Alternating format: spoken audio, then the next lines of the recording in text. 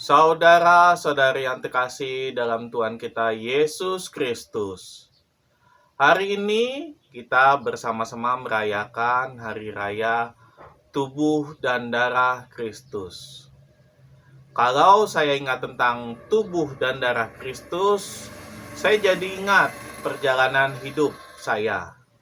Sampai sekarang saya bisa menjadi pemandu ibadat, bisa menjadi prodiakon atau petugas pelayan tak lazim pembagi komuni. Semua itu menjadi sebuah perjalanan yang indah dalam hidup saya. Dulu saya sering kagum melihat bapak saya setelah masa pensiunnya sangat aktif di gereja, di lingkungannya, dan di berbagai tempat. Saya nggak menyangka sekarang saya bisa menyamai dia, bahkan melebihi dia. Dalam perjalanan iman saya, juga saya rasakan betul tantangan hidupnya.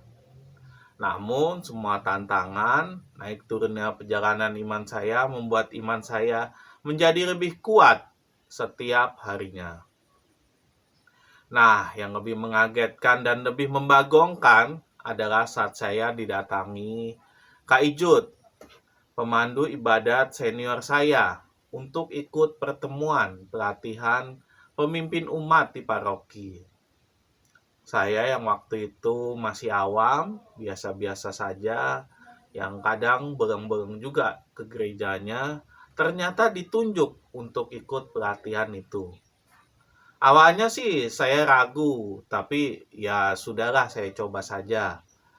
Pada saat memimpin ibadat pertama kalinya pun, saya masih gemetaran dan grogi untuk berbicara di depan. Tapi ya sudahlah, saya minta pertolongan Tuhan agar saya bisa memandu ibadat hari itu dengan baik. Dan hari itu semua berjalan dengan sangat mudah dan lancar. Sehingga kemudian hari pun semua jadi berjalan lebih baik juga. Dan saya semakin pede setiap harinya.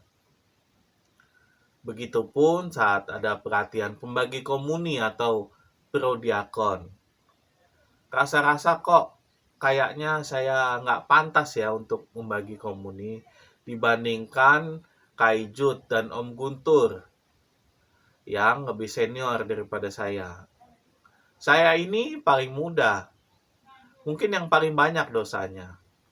Apakah saya layak dan pantas membagikan komuni kudus itu?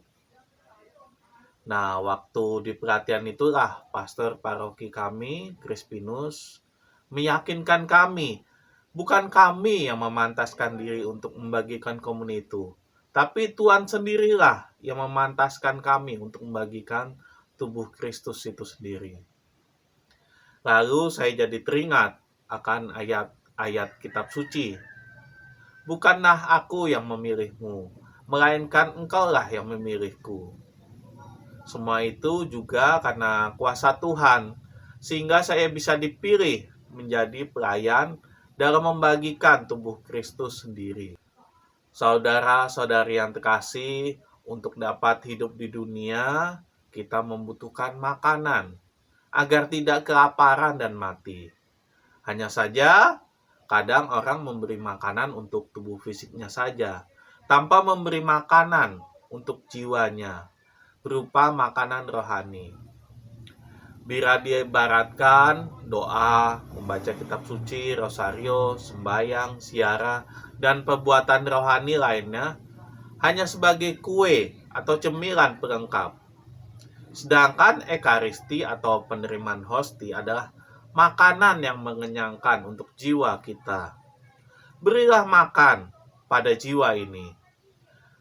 Bila jiwa ini terus dibiarkan kelaparan, yang akan terjadi, kita akan semakin menjauh dari Tuhan.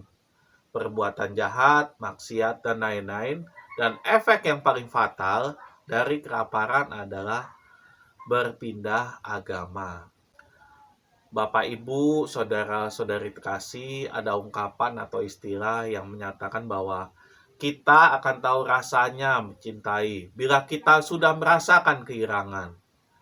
Bagi kita yang pernah merasakan kehilangan, pasti merasakan betul rasa sayang yang sudah tidak bisa lagi kita ungkapkan kepada orang yang kita sayangi karena sudah meninggal.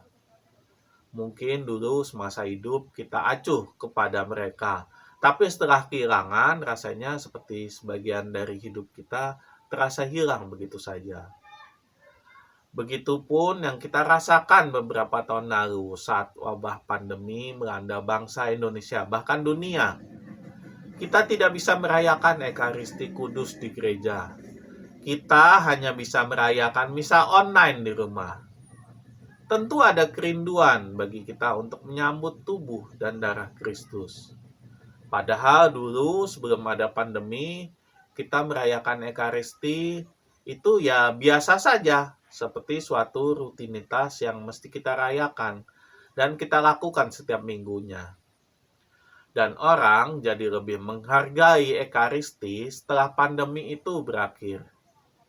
Maka marilah Bapak Ibu, saudara-saudari terkasih, marilah kita kembali menumbuhkan rasa kerinduan kita dalam menyambut tubuh Kristus. Kita ini semua diundang, tapi apakah kita semua mau memenuhi undangan perjamuan itu? Maka marilah kita semua datang, berkumpul, bersatu dengannya, dan saat Yesus mengambil roti, mengucap berkat dan memecah-mecahkannya, lalu memberikannya kepada kita dan berkata, "Ambillah, inilah tubuhku." Maka dengan penuh syukur, kita menerima tubuh Kristus sambil menjawab, "Amin." Marilah kita hening sejenak, marilah kita merenung.